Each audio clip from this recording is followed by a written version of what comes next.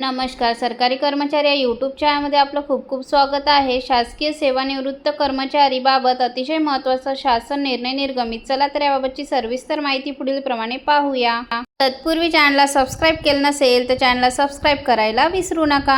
राज्य शासनाने सेवानिवृत्त अधिकारी आणि कर्मचाऱ्यांना सेवा करार पद्धतीने विवक्षित कामासाठी नियुक्त करण्यासंदर्भातील नियमामध्ये महत्त्वाचा बदल केला आहे. याबाबत सामान्य प्रशासन विभागाने दिनांक 3 जुलै 2026 रोजी शासन निर्णय जी.आर.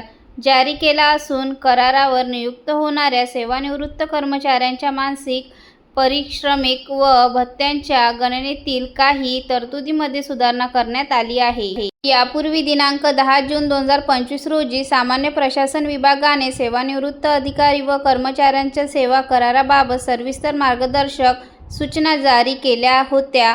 आता त्या शासन निर्णयातील परिशिष्ट अ मध्ये नमूद करण्यात आलेल्या मासिक पारिश्रमिक आणि भत्त्यांच्या गणनेच्या उदाहरणामध्ये सुधारणा करण्यात आली आहे. राज्य शासन विविध विभागांमध्ये अनुभवी सेवानिवृत्त अधिकारी व कर्मचाऱ्यांची आवश्यकता लक्षात घेऊन त्यांची करार पद्धतीने नियुक्ती करत असते.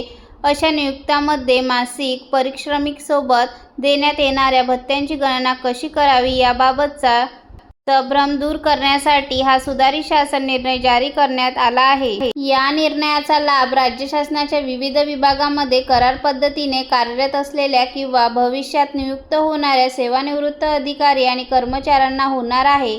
सुधारित तरतुदीमुळे भत्त्याबाबतची प्रक्रिया अधिक स्पष्ट होईल आणि संबंधित विभागांना शासन निर्णयाची अंमलबजावणी करताना एकसमान निकष वापरता येईल. शासनाने स्पष्ट केले आहे की 3 जुलै 2026 रोजीचा हा शासन निर्णय दिनांक 10 जून 2025 च्या शासन निर्णयातील संबंधित तरतुदींमध्ये सुधारणा करण्यासाठी जारी करण्यात आला असून उर्वरित सर्व अटी व शर्ती पूर्ववत लागू राहतील. धन्यवाद.